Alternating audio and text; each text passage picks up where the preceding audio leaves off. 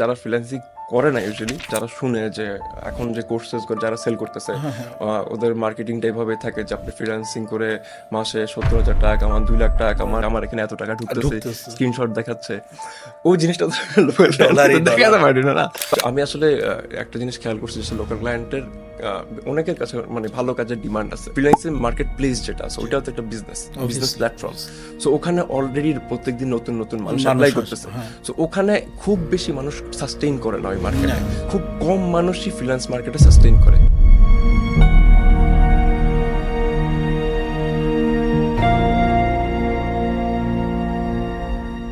Assalamu alaikum. Hello everyone. This is your host Alim and welcome to the very first episode of our Unfiltered podcast.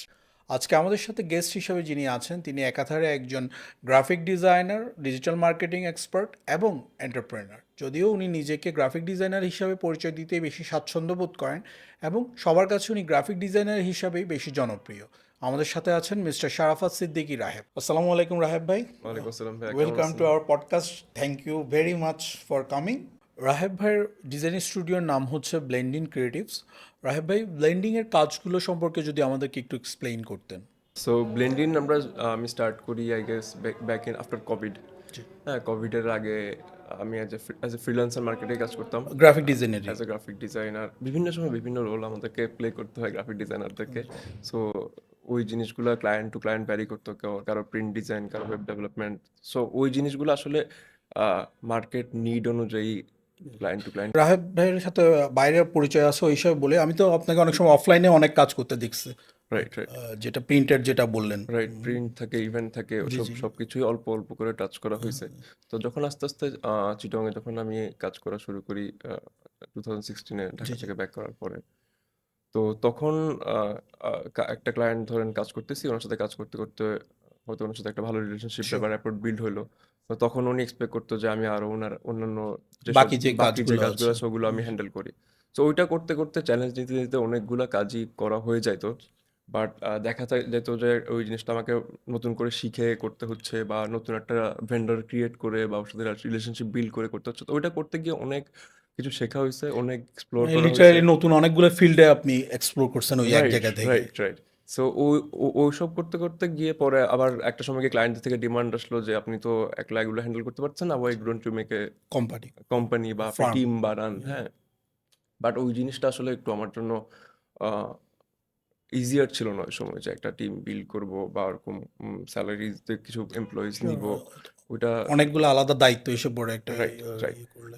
হ্যাঁ, দরকার ছিল হয়তো আরো আগে শুরু করার, বাট ওই যে রেসপন্সিবিলিটি যে নেওয়ার ব্যাপার থাকে ওই জিনিসটা হয়তো তখন সাহস করিনি, to be very honest with you. তো কোভিডের পরে চিন্তা করলাম, কোভিডের আগে আমি 1 বছর আমার ফ্যামিলি বিজনেস ট্রাভেল এজেন্সিতে কিছুদিন কাজ করছি। 1 বছর করার পরে যখন কোভিডে সবকিছু বন্ধ হয়ে গেল, হয়ে গেছে। তখন চিন্তা করলাম না, ওটা আমি যেটাতে ভালো সেটাতে আমি একটু আরেকবার ফোকাস করে দেখি, একটু টিম ম্যানেজ করি। তখন আস্তে আস্তে 2020-তে শুরু আচ্ছা, করা, সেপ্টেম্বরে। মানে কোভিডের ফার্স্টের দিকে। কোভিডের ফার্স্ট কোভিডের পরপরই তখন গিয়ে একটা ব্লেন্ড ইন ফর্ম করা।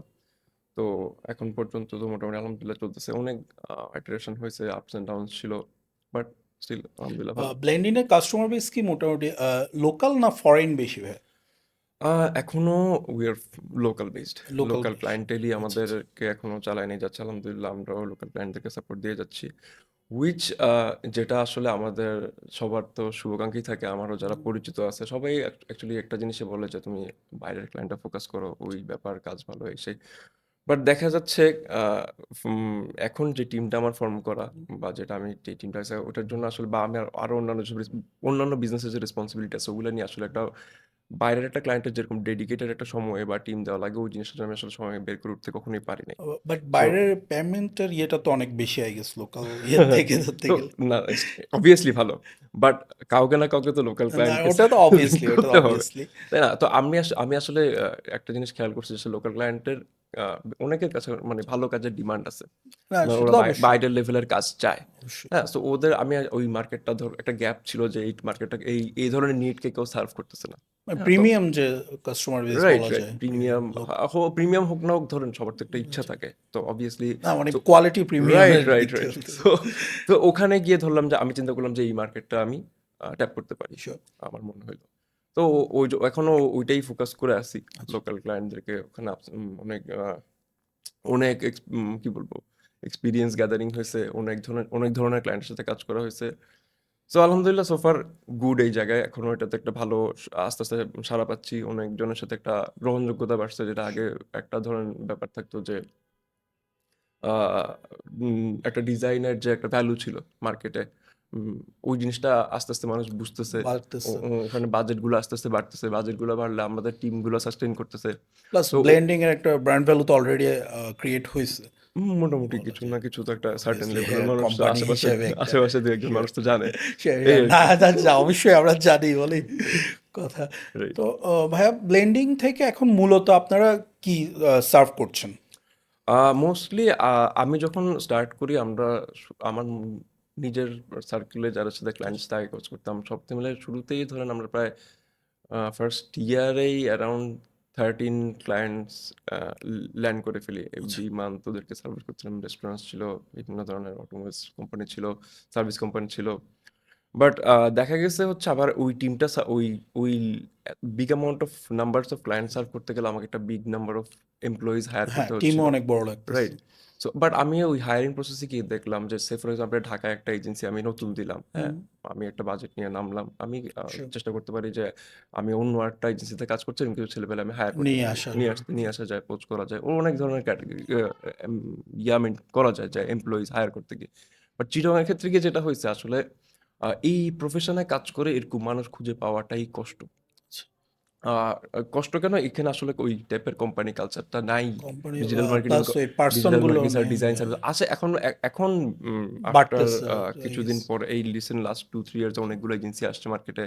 ওনারাও আমাদের যত সব ওনাদের সাথে সবাই পরিচিত, ওনার সাথে যত ব্যাক এন্ড ফোর্থ হয় সবারই একটাই কমপ্লেন যে আসলে রিসোর্সের খুবই অভাব, হিউম্যান রিসোর্সের খুব অভাব এই লাইনে কাজ করার জন্য।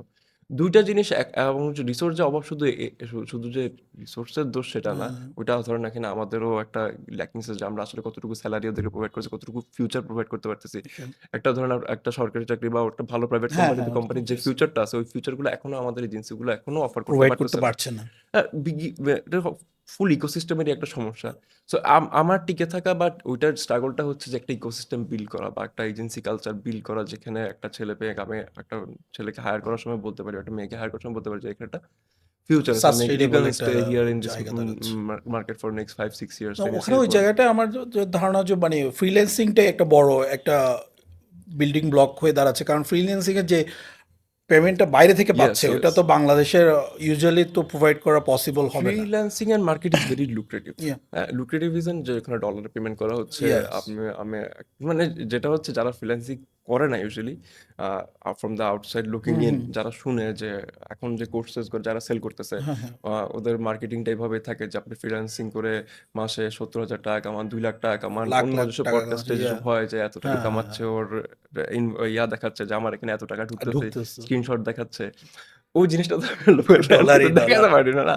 বাট যে এখানে একটা জিনিস আপনি যদি একটু আটটু একটা নতুন একটা ছেলে যদি আমাদের এই কনভারসেশনটা দেখে, ওকে আমি একটা জিনিস বলতে চাই যে ইটস নট মানে বাজেভাবে বলতে চাচ্ছি না না না বা কোনো একটা ওয়ার্নিং হিসেবে বলতে চাচ্ছি না, ইটস রিয়ালিটি আমার যেটা এক্সপিরিয়েন্স করা। আপনি একটা ফ্রিল্যান্সিং মার্কেটে থাকবেন, ফ্রিল্যান্সিং মার্কেট যেটা আছে, মার্কেট প্লেস যেটা আছে, ওইটাও তো একটা বিজনেস Obviously, প্ল্যাটফর্ম। সো ওখানে অলরেডি প্রত্যেকদিন নতুন নতুন মানুষ মানুষ অ্যাপ্লাই আসে, করতেছে। হ্যাঁ। সো ওখানে খুব বেশি মানুষ সাস্টেইন করে না ওই মার্কেটে। না। সো আপনি কিছু আমি অ্যাকচুয়ালি